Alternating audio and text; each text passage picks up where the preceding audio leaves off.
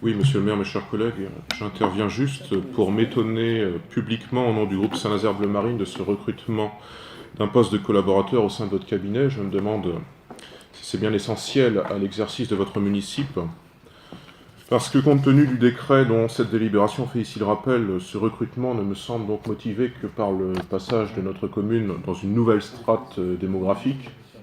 En tout cas, moi c'est ce que j'ai compris, la strate démographique des 70 000 habitants. Il est heureux bien sûr que, peut-être que j'ai tort, mais c'est ce que j'ai compris en tout cas, il est heureux en tout cas que Saint-Nazaire ait franchi ce seuil historique. Mais notons que notre bonne santé démographique n'est jamais acquise par avance, elle est forcément liée à notre bonne santé économique, je vois que ça vous fait rire, et cette bonne santé, elle est plus largement liée à la bonne santé économique de notre agglomération. Alors, si notre démographie venait même à baisser ne serait-ce que d'un petit peu, vous devriez vous séparer d'un précieux collaborateur, ce qui serait fâcheux. Surtout que nous sommes optimistes sur le fait que ce monsieur ou cette dame, certainement à la bonne carte du bon parti. Ce serait donc fâcheux également pour le dit parti. Il faudra bien un jour revoir la politique de notre municipalité vis-à-vis des recrutements de collaborateurs, sans aller jusqu'à la limite légale de 4 fixée. Enfin, c'est pas une limite légale, d'ailleurs, c'est un décret, si j'ai bien compris, sur la limite de 4 fixée par décret. Le Front National proposera vraisemblablement à l'avenir que ce nombre soit réduit pour des motifs d'économie. Nous en débattrons à l'heure d'écrire notre programme.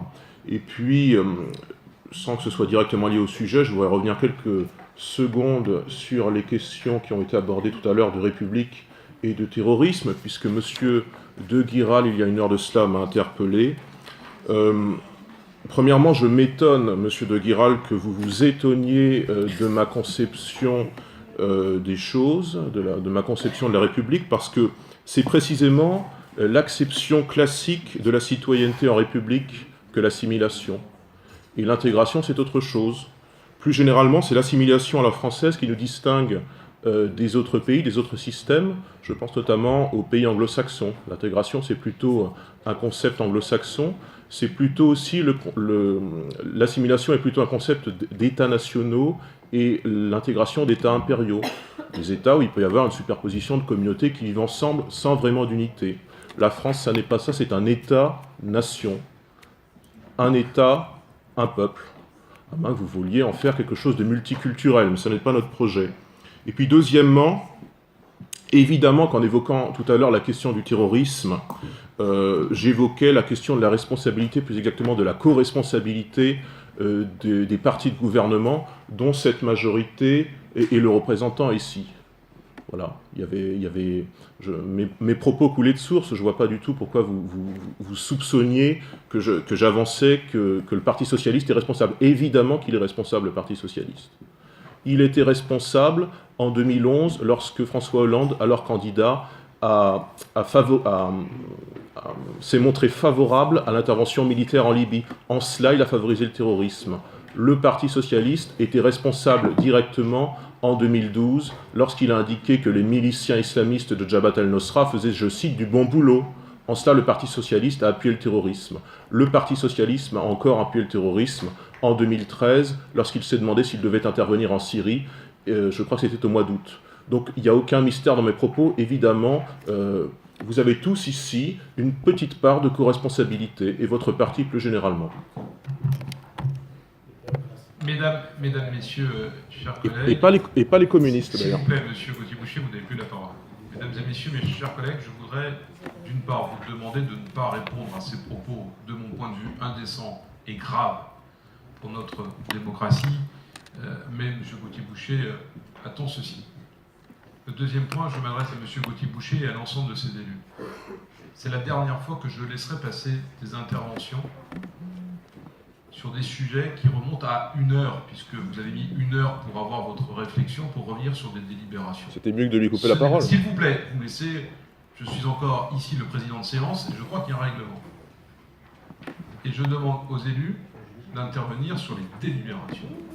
Éventuellement, celle qui suit, on peut revenir parce que le sujet, parce qu'on est dans la thématique, mais là, M. Gauthier-Boucher a mis 1 heure pour pouvoir répondre sur un sujet dont la délibération, je le rappelle, est le recrutement d'un membre au sein de mon cabinet. Ce sont des méthodes, je le dis à l'ensemble des élus, et je le dis à M. Gauthier-Boucher, que je ne laisserai plus passer. Je vous couperai donc la parole, et ça sera terminé. Y a-t-il d'autres interventions sur la délibération concernant le recrutement et la création d'un poste de collaborateur au sein de mon cabinet? Il n'y en a pas. Je vais donc donner quelques éléments de réponse. C'est vrai que dans le cabinet du maire,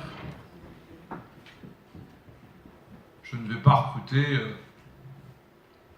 des membres du cabinet qui iraient travailler dans d'autres lieux, dans d'autres fonctions, payés par d'autres deniers.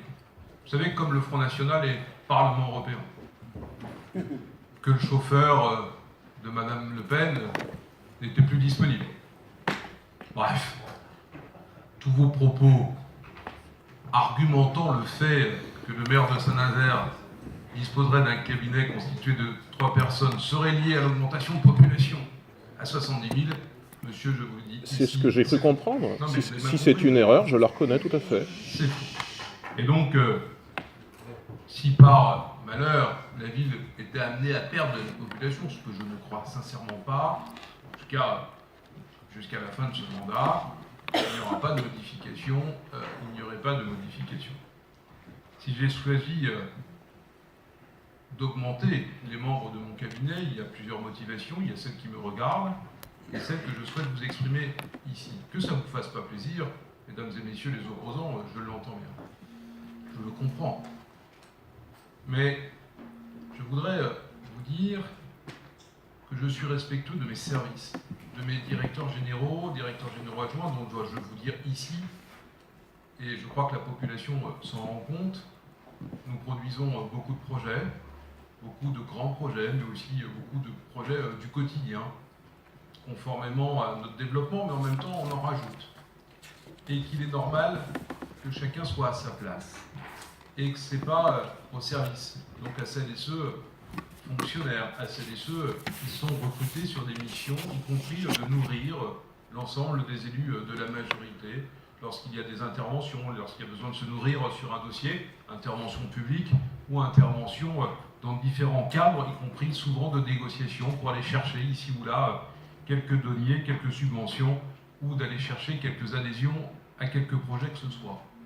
Le deuxième point, soyons aussi là très clairs, vous l'avez dans le profil de poste que vous avez reçu, il y a y compris des éléments, parce que les modes de communication changent, évoluent, et qu'il me faut m'adapter à ces évolutions. Alors c'est vrai, si ce débat, j'avais voulu qu'il n'y ait pas lieu, j'aurais pu utiliser comme un certain nombre de maires, comme un certain nombre manifestement de partis, j'aurais pu utiliser le statut de chargé de mission. Et puis, accrocher à tel ou tel service. J'ai souhaité que cette délibération vienne au conseil municipal, notamment parce que le statut de chargé de mission ou membre de cabinet est différent. Le membre de cabinet, comme vous l'a dit Madame Bidi-Mahé, prend fin lorsque le maire n'est plus en fonction, sans aucune indemnité, alors que le chargé de mission rentre dans le droit commun. Et respectueux des deniers publics, j'ai préféré, et par transparence, d'avoir ce statut, et y compris pour pouvoir intégrer au mieux ce futur collaborateur. Mais dans votre intervention, M. Gauthier-Boucher, parce que là n'est pas l'essentiel de mon point de vue, j'ai retenu une chose. Une. Et je veux le dire ici, enfin vous venez de reconnaître quelque chose. Enfin vous l'avez dit, ça va mieux. Vous avez dit, c'est pas parce qu'il y a une bonne santé économique ici. Eh bien, je suis heureux, fier, aujourd'hui, au Conseil municipal de Saint-Nazaire, que le Front National reconnaisse que la situation économique va mieux. Vous avez reconnu que nous augmentions la population et que la situation économique va mieux. Je suis convaincu en plus que c'est une très mauvaise nouvelle pour vous. C'est un fait, vous n'êtes pas au courant de ça? Et par contre, M. Gauthier-Boucher, je suis prêt à vous financer. Je n'aime pas l'argent, ça ne m'intéresse pas.